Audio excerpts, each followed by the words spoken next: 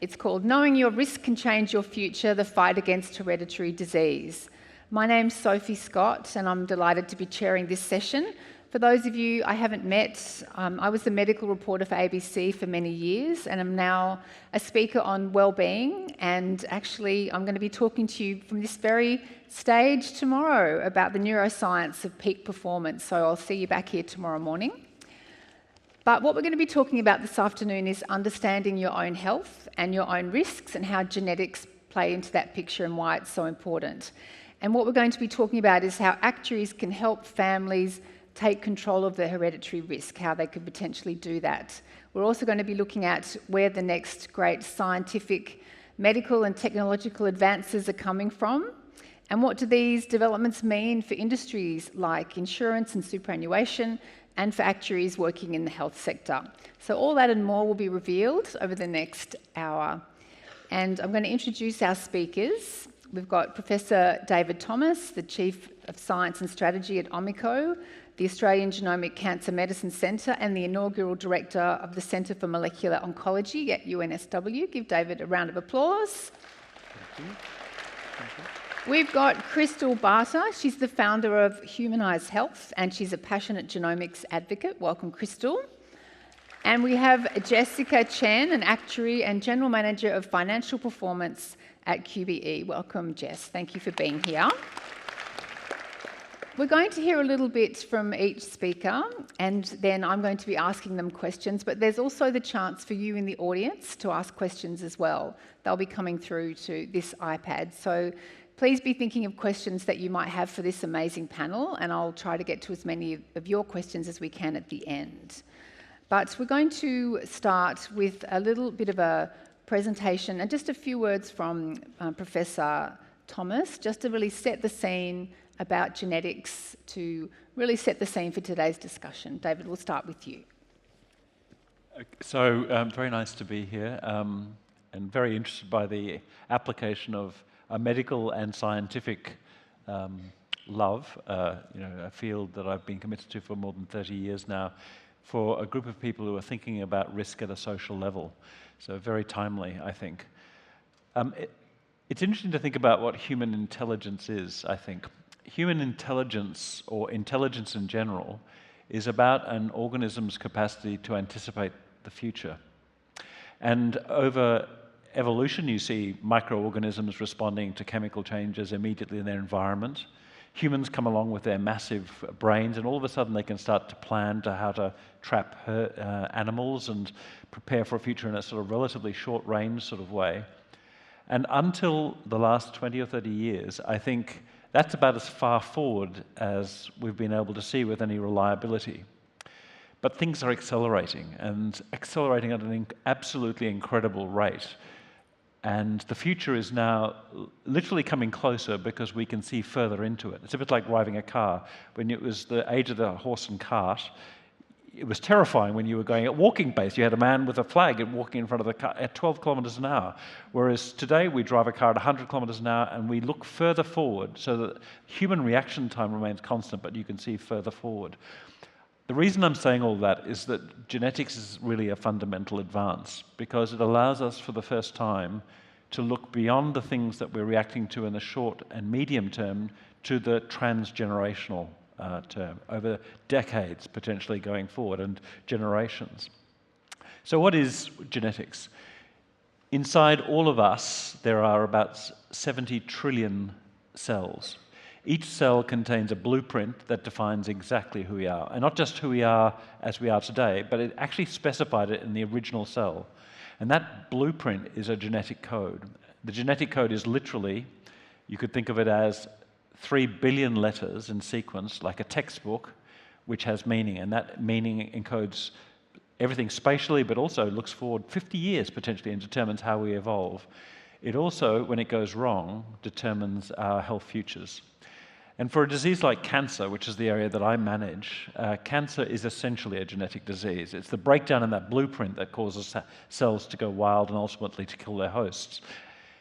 Advances in technologies in the past 20 years now enable us to bring a sort of prism, like a light microscope, to cancer that allows us to look at the molecular changes unique to each cancer cell. And when we look into what we call our germline, the things that we inherit from our parents, we can see changes that cause one person to have a very low cancer risk and another person to have a very high cancer risk.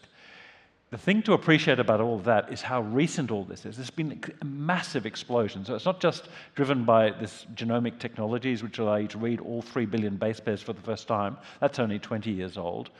But it's also the developments in drugs, rational drug development under the influence of artificial intelligence, computing power, telecommunications, and email.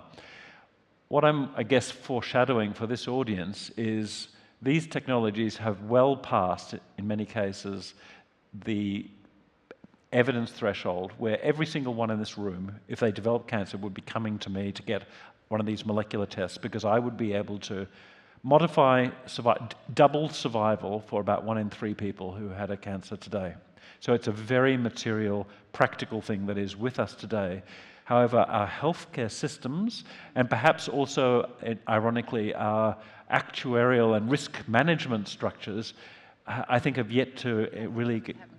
Exactly, and there's an opportunity. I think it's really exciting because there is no body of people in our community that is better placed to work out the practical consequences at a social and personal level, at a financial level, of medium and long-term risk than an actuarial body. So I would say, and because everything else is so slow, the group that adapts fastest will have a unique advantage in developing models that will properly take advantage of this and make it truly sustainable into the future. Fantastic. David, thank you. Thank you for that explanation. Thank you for that beautiful scene setting. We're going to be talking about where we're going in the future, but that was a fantastic scene setting for us. Now we're going to watch a short little video now, and this is a video of Crystal. It was a story that 60 Minutes did with her. It was we worked out from 2008, when 60 Minutes actually went into the operating theatre for Crystal when she was having preventative surgery. So let's watch the video. It's a family curse handed down from generation to generation, and there's only one radical way to stop it. The 2 young women you're about to meet are just starting out in life, but there's a huge shadow hanging over them. Stacey Gadd's only 22, Crystal Barter is 25.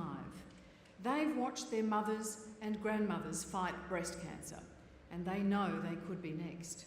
Both have inherited a genetic flaw, which is likely, sooner or later, to cause cancer.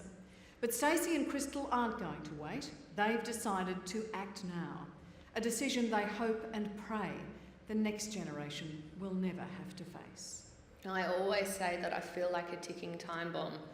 Who's that? Oh, Riley, hold on. At 25, Crystal Barter has grown up with what can only be described as a sense of doom. Her family carries a flawed breast cancer gene so ferocious, it's struck down at least 20 women in 3 generations. How do you feel about your breasts? I hate them. What do you mean? Like they're going to betray me. Ever since my mum got breast cancer and they told me I've got a 90% chance or more of getting breast cancer, you lose that closeness to your breasts. You feel like they're a part of you that you don't want. Crystal's great-grandmother died of the disease aged 69. Her grandma Val was 44 when diagnosed. Her mum Julie was just 36 years old. Each of them carries the burden of having passed on the gene to their daughters. Mum and I talked about this and I said, I feel like I've given this to my daughter. And Mum said, well, what about me? I've given this to you. And it's just, we're just so strong as a family, but it's just breaking us at the moment. It wasn't until after she married that Crystal was ready to undergo genetic testing and hear that, yes, she carried the breast cancer gene. 3 years on, after breastfeeding sons Riley and Jai, she's determined to break the cycle of cancer that's plagued her family. I'm not going to wait for it to come and get me. I'm going to act now. I'm going to have this surgery, and that'll be the end. People looking at this will say, this girl is traumatised. You've seen your mother go through it, your grandmother go through it, and that trauma is informing your decision to take this drastic measure. Why wouldn't I be frightened? Why wouldn't I want to do whatever I can to not be threatened and taken away from my babies? So for you, that's entirely rational. Oh, definitely. I have been traumatised. I'm not going to cry. But it may already be too late. Shortly after making the decision to have her breasts removed, doctors found changes in Crystal's breast tissue. They say that probably means the start of cancer. For Crystal, it was devastating news. She might have waited just a month too long to have the surgery. I just didn't think something like this had happened so soon. And it kind of upsets me because I just...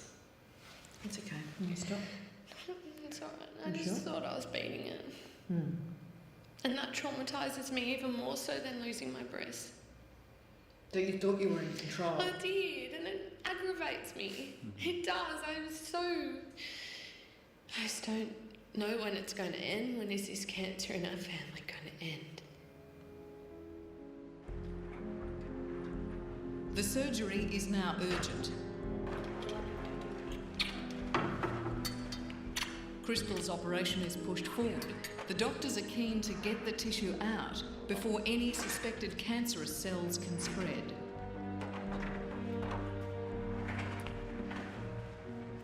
You seem very calm. I have to be. You're doing very well. Yeah. I said goodbye to my boobs last night, and Chris took photos of them.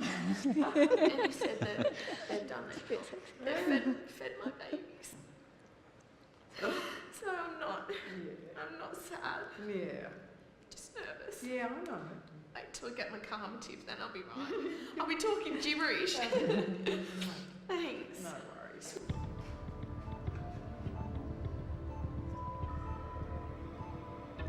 Dr. Mark Siwak is Crystal's surgeon. So what we're trying to do here is, through a relatively small incision, dissect under the skin and remove all the breast tissue that puts her at risk of developing breast cancer. So this is a tissue expander. But with modern plastic surgery techniques, removing that risk no longer means terrible disfigurement. Here we go. So you can see the breast reappearing here. The nice thing about this approach is that she comes into hospital with breasts and she leaves hospital with breasts, with a very much reduced risk of breast cancer in the future. But the vital question remains, will the breast tissue removed during Crystal's surgery already show signs of cancer? Yeah, do you mind if I just have a quick look and make sure that everything's healing up well? For Crystal too, the surgery has gone well, but in her case, there's more at stake. She still doesn't know if the cancer had begun. That's normal, as long as we get the pain under control. Finally, 4 nerve-wracking days after surgery, Dr. Siwak delivers the news. Look, the pathology results are very good. There was no evidence of any cancer there or any DCIS, which is really good. Get over here. It's good. So, Doctor, does this mean that Crystal will never have anyone say to her, in her life, you have breast cancer? You've probably spent enough time with doctors to know that they're never going to give you 100% guarantee, but the chance of her developing breast cancer in the future is less than 1%. Crystal will almost certainly be the first woman in 4 generations to avoid the family curse. That's great. News that's almost too good to believe. He's just told you you have virtually no chance of ever getting breast cancer. It's so good. It's great. My mum had to sit there when she was 36 years old and be told that she had breast cancer, and I'm 25 and I've beaten it. And that was the best feeling. It's the best. Oh, sweet. We're so happy, darling. It's the best. It is. It's fantastic. Wow, Crystal, that must have been a lot to go through to have the cameras there as well. What a traumatic experience for you, but ultimately a fantastic result. Give Crystal a round of applause for going through that. So I want to start. Actually, before we get on to Crystal, we'll hear from Jess. So if you want to come and do your presentation.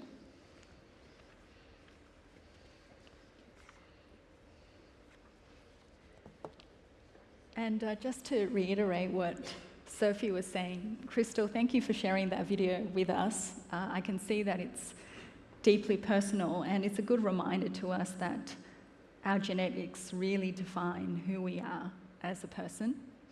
And so, hi everyone, I'm Jess. I'm here as an actuary and also as a member of the Institute. And over the next few minutes, I'd like to share with you some information as to why the developments on this technology is so important for us and our health and insurance industries.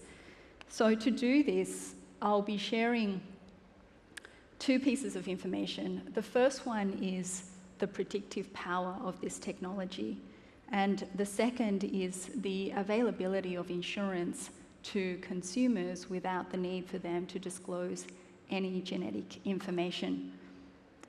Now, let's start on the predictive power of genetics.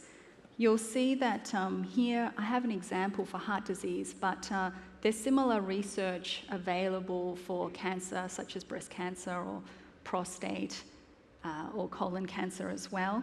Now, on this graph that you'll see, the x-axis depicts time, and the y-axis depicts the probability of developing heart disease.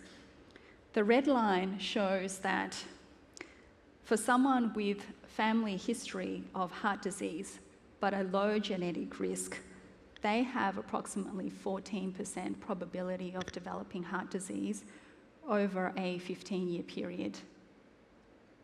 For a similar person with family history, but with heart disease, but with high genetic risk, their probability increases to over 20%.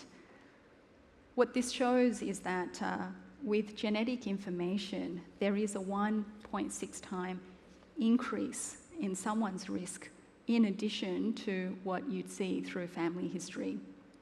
This is particularly important for life insurance because we tend to use family history as one of the key risk factors in pricing our policies. But this shows that genetic information would give you more evidence to have an outcome or a prediction of your future health outcome. Now, let us move to the speed at which this technology is advancing.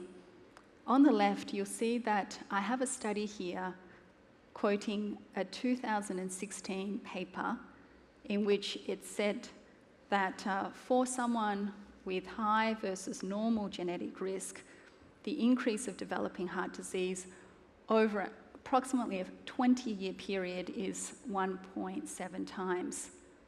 Now, when we move forward in time in 2023, a more recent paper was published. In this paper, it identified that if you have high genetic risk compared to normal, your risk has now increased by threefold. So that's almost a doubling of your chance of getting heart disease. Why is this the case? It's because over time, scientists were able to identify genes that are statistically significant in predicting the probability of developing heart disease over time.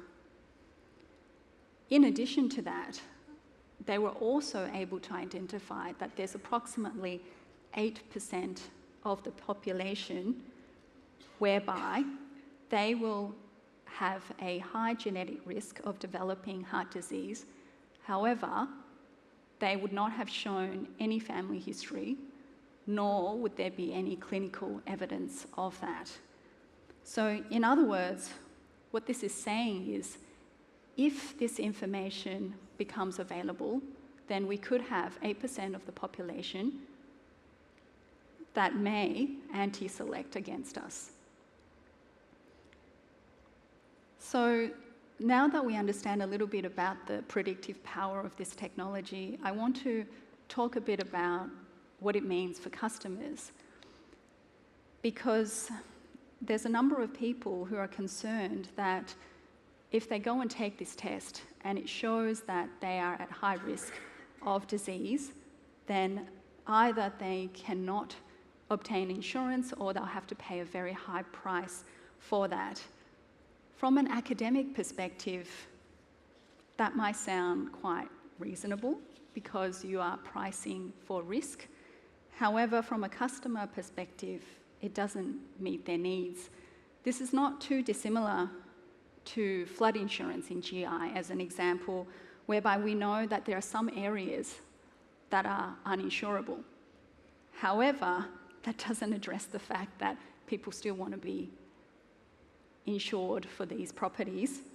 And for that industry, I understand that the government is working together with the industry to ensure that we provide flood insurance to people should they need it.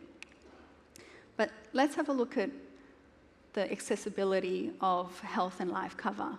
So firstly, when we look at health cover, health insurance is community rated. So that means that you don't need to provide any genetic information or any information for that matter to obtain insurance, both at time of purchase and at time of claim. In the case of life insurance, there's two major categories. The first one is group insurance, and there is no need to disclose anything should you want to take insurance cover up to the default limit. When we then look into retail insurance, currently there is a moratorium or a ban in place whereby insurers are prohibited to ask for any genetic information from a customer up to the sum insured limits stated. Currently, the moratorium is under review, and then there are two aspects, the key aspects of the review, and the first one is whether this moratorium should be legislated in law or whether it should remain self-regulated as it currently is. And the second aspect is whether or not these financial limits are appropriate, or even whether these financial limits should be removed in totality. So then just to summarize, we do know that advancement in genetics will have a profound impact for health and life insurance industry in the years to come. We also are hearing that customers are concerned because they still want to be able to access insurance even if they have a high genetic risk. And so then as an actuarial body, it's really important that we stay close to this technology and that we work with our companies to design products that meet both the sustainability of the industry but also the customer needs. Thank you. Back to you, Sophie. Thank you, Jess. I appreciate that. So I might start with Crystal.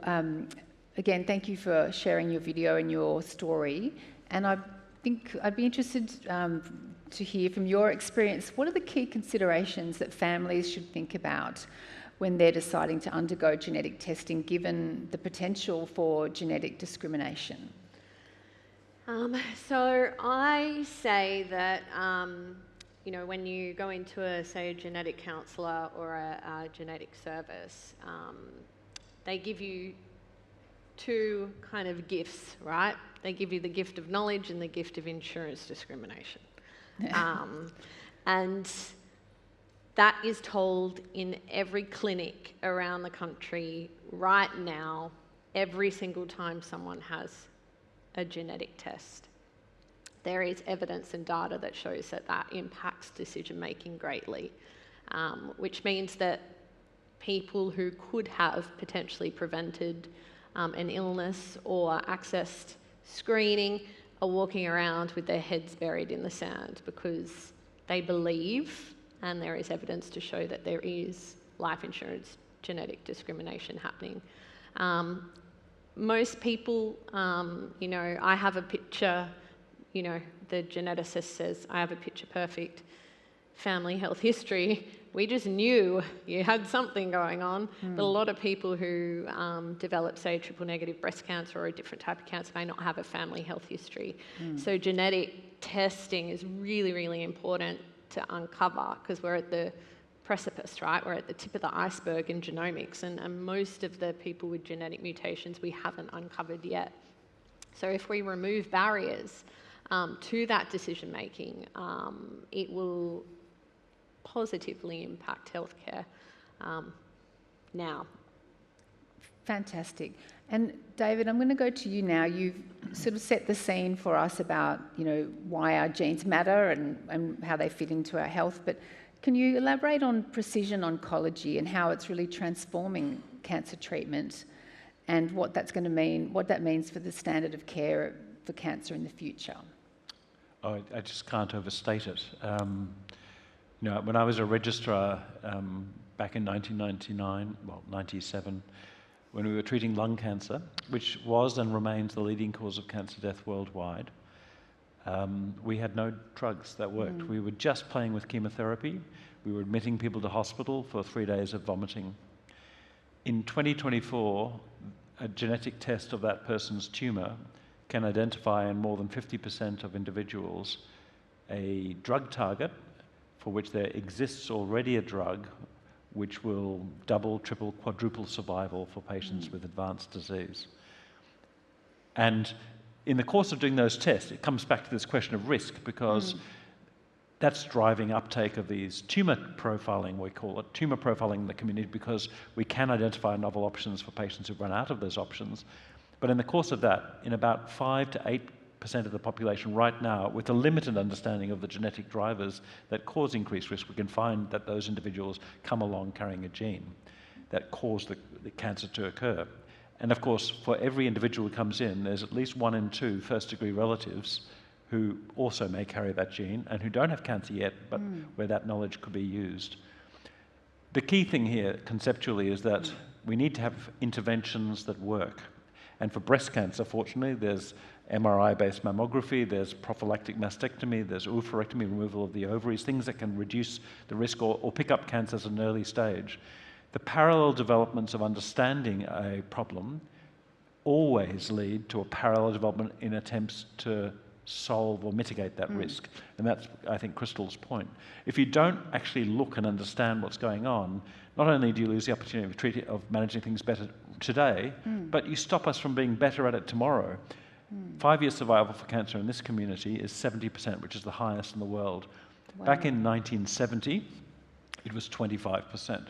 If we want to get to 100%, the only way we're going to get there is by making full use of the information, not just for the patients of the future, but actually for the patients we're treating today. Now, before I move on to Jess, I might just stay with you, David, for one more second, and just if you can talk to the audience about things like the test that's available, they're trialling in the UK at the moment, that test that you've spoken to us about before. Yes, so this parallel development and interventions is really important. And so we've done programs using magical technology called whole body MRI. And there's a cancer syndrome with an incredibly high cancer risk. There's 50% risk by the age of 30.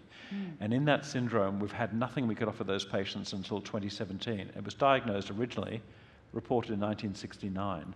That test now, as was shown in a study that took worldwide for us to be able to get the data, but it showed that in 1 in 7 to 1 in 14 people who looked normal, we could find a silent but curable cancer. Wow.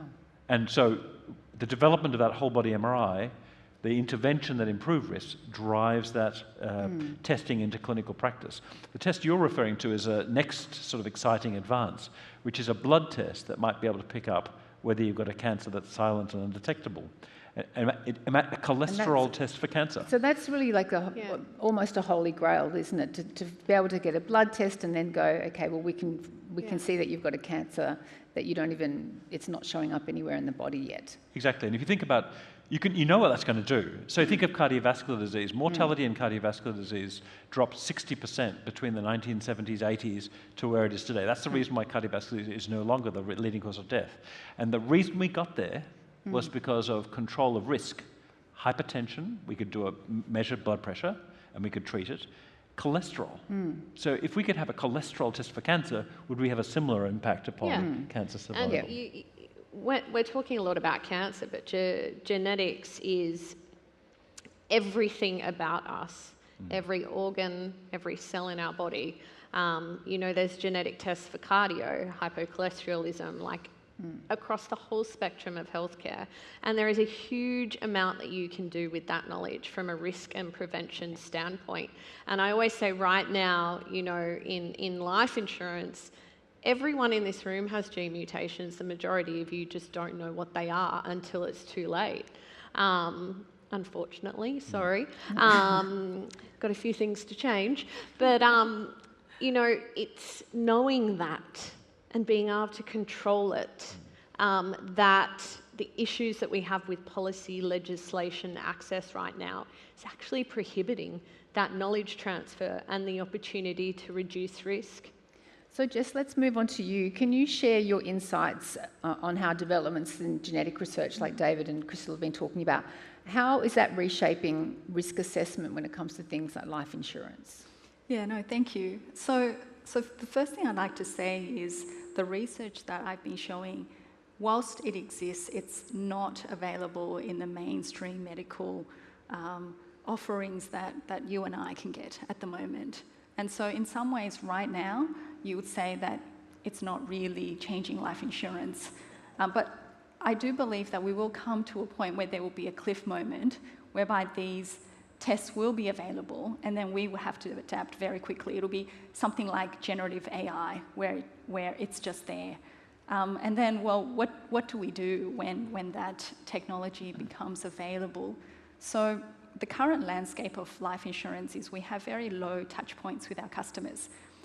We talk to them when we want to sell a policy, and then we talk to them again when they tell us that they've developed a disease. Or when they die. Yeah, or when they die. Now, but in this case, this technology is predictive. So it's not definitive like diagnostic tests. When it's predictive, it means that there is an opportunity to still influence the outcome because the outcome is not 100% certain.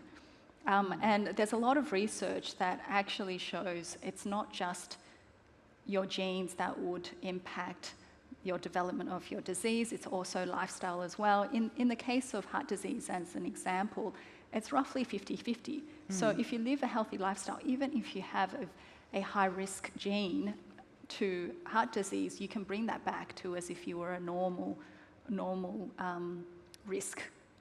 So I think the key thing for life insurance is to think about how do we incentivize our customers more, and how do we engage with them between the time of them taking our policy to the time of claim, such that they are positively incentivized to be able to reduce their risk and therefore reduce the financial claim and the financial cost to us.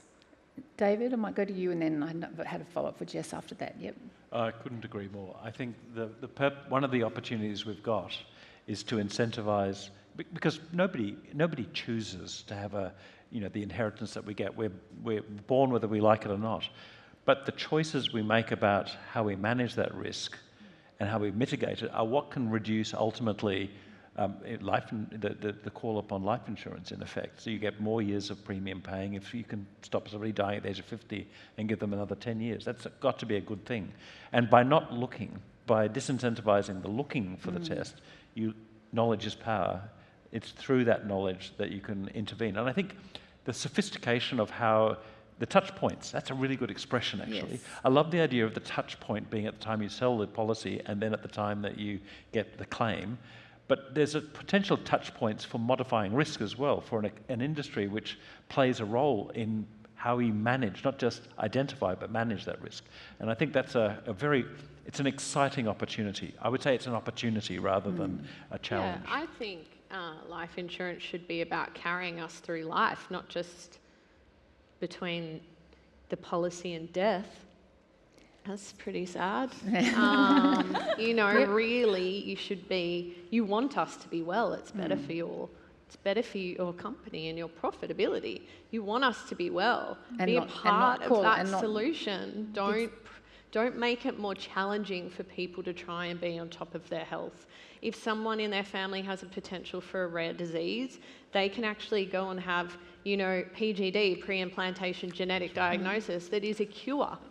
Like, you know, there is so many options out there that people can actually completely change their future, not only for themselves, but for their family. And we are on the precipice of such change in healthcare. It's not the future, it's here. My family had our test 20 years ago. The fact that we're still arguing these issues now is pretty bloody sad. Like, you know. And so just from Actuaries' point of view, how do you think they can help families take control of the hereditary risk of disease? What do you think are the practical things that they can look at? Yeah, so the key thing to this is education, and it's really thinking about how the industry presents itself to customers, because we actually want our customers to trust us, and we want our customers to then follow the advice that we give them in order to lead healthy lives. And I also wonder whether there needs to be a marriage between our health insurance industry as well as our life insurance industry, because at the moment these two industries are quite separate. Even as actuaries, when we work in these industries, we're quite separate as well. But at some point, I think that they should come together, because managing someone's health is the pathway to reducing their life insurance claim ultimately. Yeah. David and Crystal, what do you think of that concept of melding health insurance with life insurance, given that the end goal is to keep people well and healthy and not make claims? Yeah, look, we're all going to die. That's an absolute given. We're just trying to live a longer life and extend that life. So if I've learnt anything from the career that I've had, it's coming together to solve issues is always going to be better. The life insurance industry, I've been championing genomic life insurance discrimination for 7 years alongside Monash, and they called me 6 months ago. So they came to the table with you. Bit late. Yeah. but they're now sitting at the table with you too. They don't have a choice. Yeah. If they'd come to the table, we could have collectively found solutions. I just want to put Australia in context with the rest of the world. Where do we sit? Where does Australia sit when it comes to the rest of the world in this issue? Where, you know, sometimes Australia is world leading when it comes to things like, you know, tobacco control and our, you know, plain packaging, but in this issue we definitely don't seem to be leading the world, do we? No, Canada, so very similar bureaucracy and medical system, part of the Commonwealth, implemented genomic life insurance discrimination ban about 7 years ago. Life insurance industry said that the sky was going to cave in. 7 years later, it's okay, everyone in Canada is good. So there's no evidence at the moment to kind of suggest that everything went up in smoke. UK, US, everyone's got something. Australia does not. Which at the end of the day, it's gone into consultation with the government. They had the most responses that they've really ever had in any consultation. I think we'll be close to a decision at some point, hopefully this year. Things will change, and it's about us all working together to make sure that we all get the best out of what healthcare offers. So Jess, I've got a question. Yeah, go Jess. Yeah, go. Can I just make a comment on what you've said? So I do agree that when Canada put in the moratorium to completely remove the need to disclose any genetic information, irrespective of how much insurance cover you take, that actually did not cause a big financial impact. And that's because the predictive technology that we're talking about is not currently available to the general population for them to take and also to act upon. But I do think that the worry is, well, what happens when this gets fully rolled out and you have legislated something to which there is a complete ban for insurance companies to collect any information on someone's genetics. So I think it is really important that we work with policyholders such that they can actually be malleable and all good policy. That's right, and adapt. But I do agree that currently there is no impact. And David, I just also want to talk about things that are coming or just on the cusp of being big developments like CRISPR and gene editing technologies. How could those advances change the landscape for patients and health professionals and the insurance sector as well? Well, they're a way of permanently modifying the risk of the genetic variants we carry. It's not easily... The technology basically for CRISPR, for the benefit of the audience... Yes, you might just do a little explanation. Yep. Is that we have the technology now to go into a cell and take the genetic code and correct it, basically. Fix the break. Spell check it? Effectively, it's like a spell check. Actually, it's a bacterial sort of thing. Nobel Prize for the technology, and it's very recent. Just shows how fast things are evolving. Yes. It has certain applications which would seem to be very promising. Like, for example, if you inherited a problem with the production of a protein in your bloodstream, say the liver produces something that goes into the bloodstream, and you could engineer a subset of those cells, take the cells out, fix the defect, put the cells back in, then all of a sudden you get production of the protein in the bloodstream. Think of insulin. So if you had a defect in insulin production for diabetes, if you just stuck some cells that you corrected the error, basically it would stop a lifetime's worth of... Yeah, basically... Potentially reverse diabetes. Yes. And there's also, this PGD is another element to this, where you can use the genetic information to prevent... to select embryos that don't have... Because you've only got a 1 in 2 chance of passing on the defective allele. So that means that if you're wanting to have a family, you could choose the embryo that's not going to carry the genetic abnormality. And so essentially you get equivalent of herd immunity for genetic disease in principle. You can imagine it that way.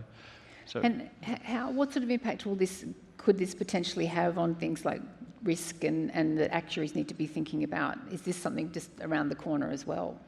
Yes, I think it's probably got, for diseases like cancer, really, actually, collectively, inherited disorders are actually very common. They're probably 1% of births have some sort of, have a serious genetic problem, which you need to identify probably early.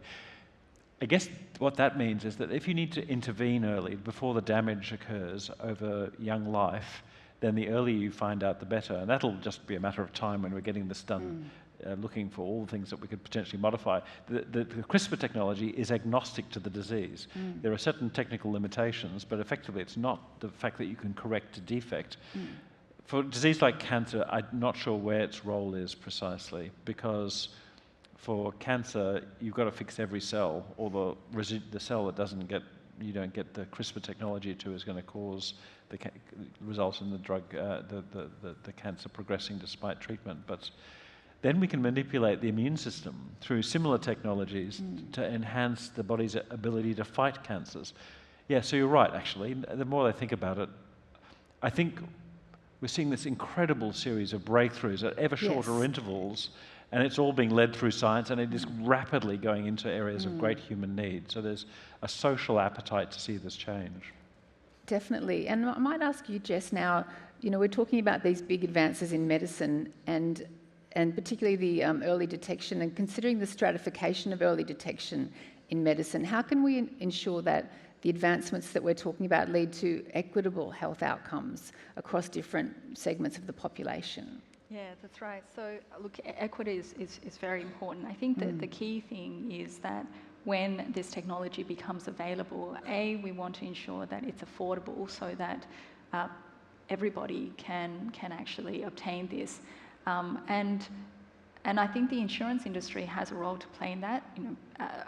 Often when a new technology comes out, it would tend to be more expensive and it will only decrease over time. But there is incentive for the insurance industry to actually encourage its policyholders to get tested and to manage their health. So potentially you can think about ways of actually subsidising those costs so that we can encourage more people to take out these tests in order to have a better control over their health outcomes. So don't forget, we want questions from the audience. We've got a couple coming through already, and I'm going to definitely get to those. But please, if you have any questions for the audience, pop them in the app, and I'll get them here on the iPad. So I'll definitely make sure to ask the ones I've got. And I'm interested in the issue of education. We've talked a bit about policy reform. How do we make sure that there is good education about these issues, so that the public knows that these issues are there on the horizon? I might ask all of you to talk to that issue. David?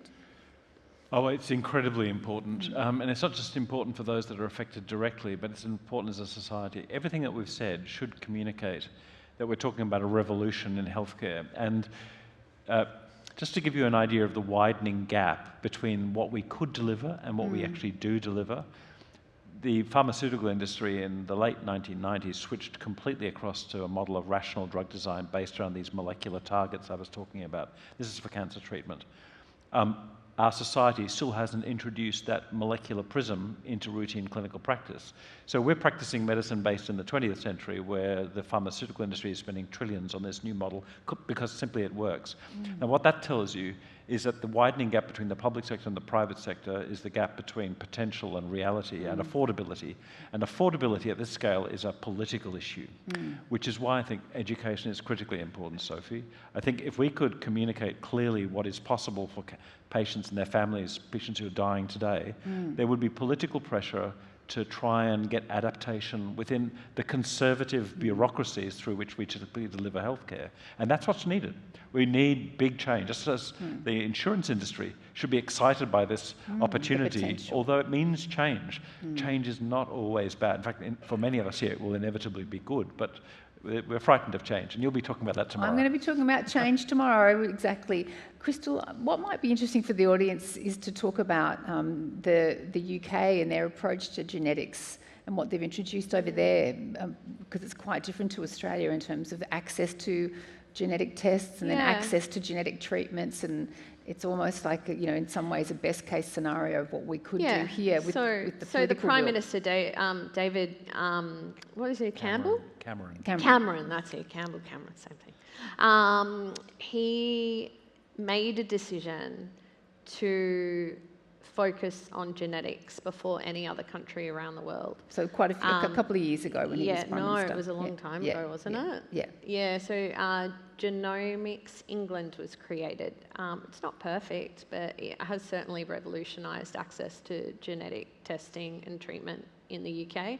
They have something called the Genomics Directory, Test Directory, and compared to our system in Australia, which is kind of the Health Technology Assessment System, and MSAC, we are missing, just for oncology alone, between 400 and 500 tests compared to the UK. So that's 400 or 500 tests that we don't have access to. Different genetic tests.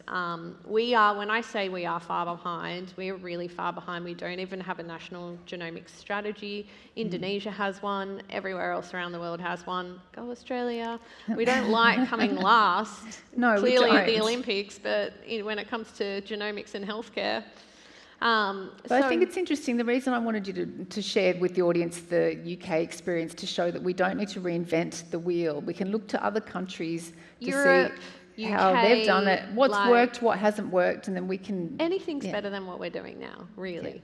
Because at the moment it's not good for your industry, it's not good for patients. The more people we test, especially well people, I don't want to just... Unfortunately, for my family, it had to be generations upon generations of suffering before I could access a test and take control of my risk. I want to see a generation that has a test while they're well and then can implement strategies in their life that can reduce that risk and live longer, healthier lives. Not have to lean into toxic chemo, late-stage cancers, if there are ways that we can prevent it or reduce someone's risk. And we are on the precipice of that, but we just have to look to that change, implement that change quickly, and support all industries and stakeholders to make active decisions. So I'm just going to go to the questions from the audience. I've got a few more of my own. It Well, the first question is, let's see, this one got 3 votes, so we better ask that first.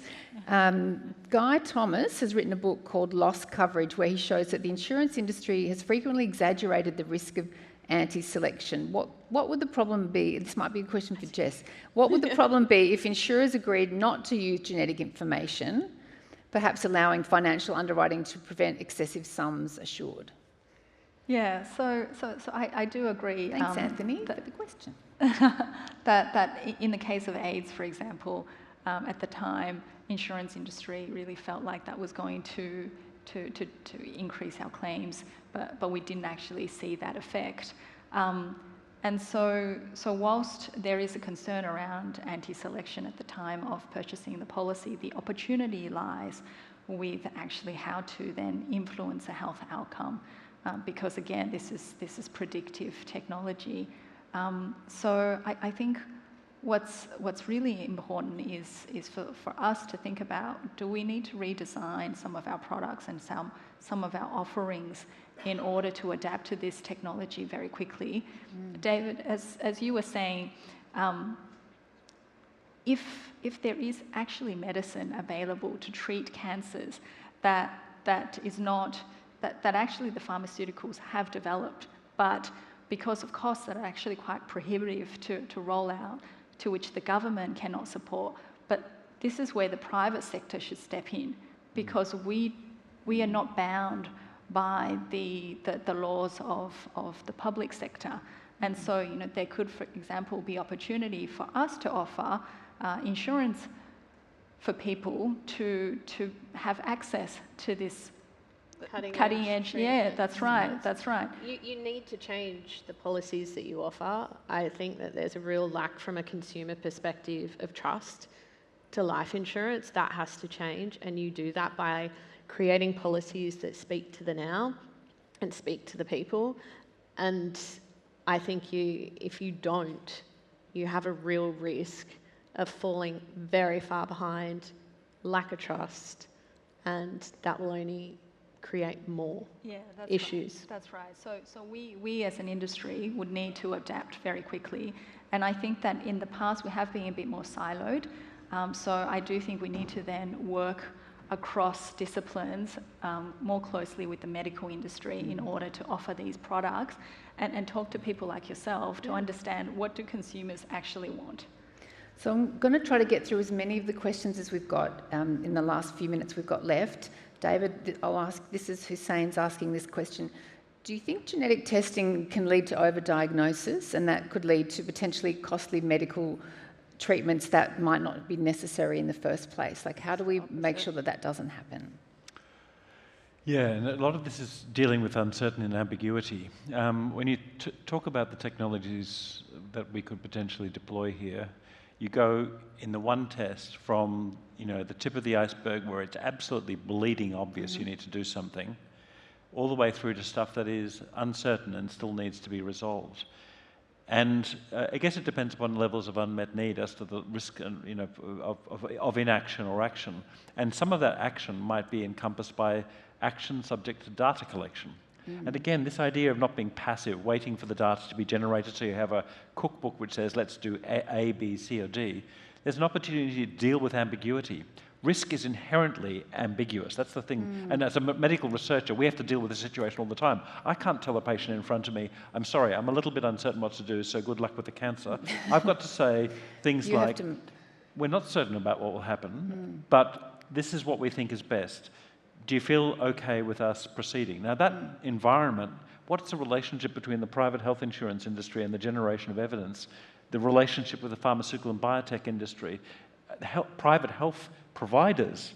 You could not only be involved in passively defining potential future outcomes, but actually modifying them. And I think that's the opportunity for the industry. And improving them.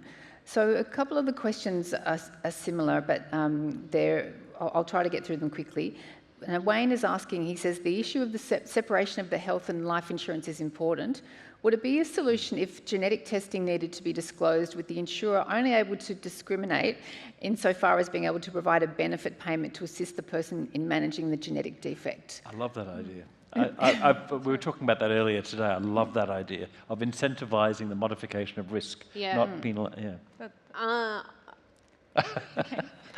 As long as the life insurance industry is kind of being independently monitored around that, because there's a real lack of trust. Like if a patient was like, they were like, don't worry, the life insurance industry is going to do this. It's like banking, or that's just what it is like. You'd think there has to be a lot of work done to build that trust with consumers so that they feel like you're a part of their life, feel like you actually care, feel like you're educating them. I've had life insurance. You know, other friends have. I get it taken out each month. That's the most contact I've ever had. Not even an EDM or an email saying Merry Christmas. Like, you know, nothing. We even get a birthday card from your mortgage nothing. broker. Come on. Like, you know, like I think there's so much more that this space could be doing. You can be better. You can do better, and we need to, because that's what healthcare needs. That's right, yeah. I just want to quickly get through the last two questions. One, I think this is a good point that Vanessa's asking. We haven't really covered the issue of the ageing population that we're on the verge of having.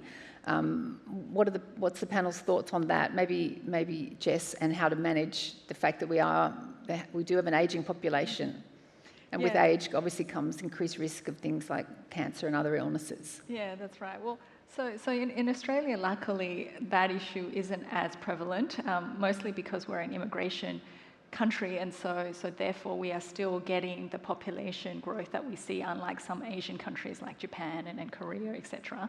But even still, I think that the purpose of this question is around as people live longer, because we have better technology, then you know, is there a cost to society in order to sustain that longevity? And look, ultimately, yes, there is a cost to society. And in some respects, people's expectation around their quality of living has also changed as well. People expect to live very well until they die, whereas in the past generations, maybe their expectations were lower.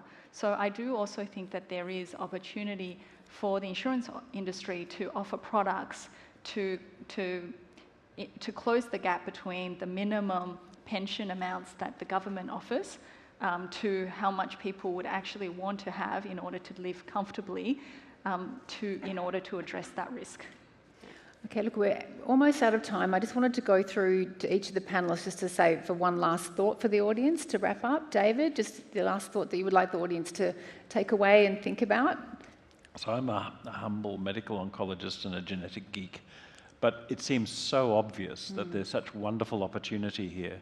And in the private sector, the gap between the public sector and private sector creates an opportunity for or an industry which has autonomy that public sectors don't, to exploit the value proposition. And from Anne Sherry's talk this morning, that seems to be a no-brainer. Be creative. Thank you, Crystal. I'll go last. Jess? That's all right, Jess. I think that the key takeout for me is we should not be afraid of these advancements. We should try to embrace it as much as we can and learn as much about it as we can. Fantastic. Come to my talk tomorrow. It's all about embracing change. Crystal, our last final word for our discussion today. If you don't change, you'll be forced to. And you are better off being on the front foot, and you are better off being Uber than the cabs. And have a seat at the table. And, you know, like, change is happening, and you have an opportunity to create products that can speak to the times and speak to patients. You know, people think about life insurance when they're thinking about death, and generally that's when you become a mum or a dad, or you've got something to live for other than going out dancing at a nightclub. If you want to start getting younger people interested in life insurance, start bloody talking to them. All right, please give our panel a big round of applause. Thank you so much, Jess, Crystal and David. And thank you in the audience for your questions and also watching at home. That ends this part of the discussion and the final event for today, but we'll be back for day 2 of the conference tomorrow. We've got one session in the morning and then I'll be back for my keynote, so I'll see you here tomorrow. Thank you very much.